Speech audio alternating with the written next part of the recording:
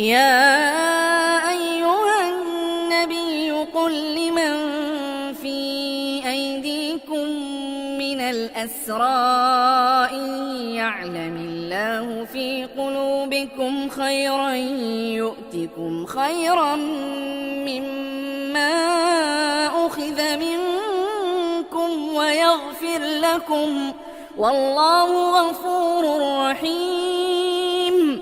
وإن يريدوا خيانتك فقد خانوا الله من قبل فأمكن منهم والله عليم حكيم.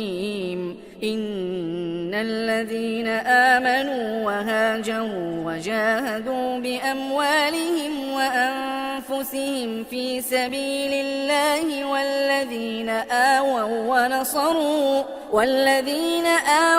ونصروا أولئك بعضهم أولياء بعض والذين آمنوا ولم يهاجروا ما لكم من ولايتهم من شيء حتى يهاجروا وإن استنصروكم في الدين فعليكم النصر إلا على قوم بينكم وبينهم ميثاق والله بما تعملون بصير. والذين كفروا بعضهم أولياء بعض إلا تفعلوه تكن فتنة في الأرض وفساد كبير.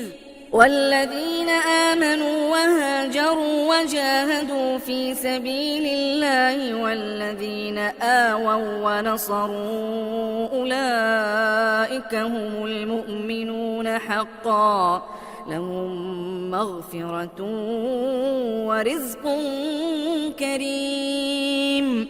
والذين آمنوا من بعد وهاجروا وجاهدوا معكم فأولئك منكم وأولو الأرحام بعضهم أولى ببعض في كتاب الله إن الله بكل شيء عليم.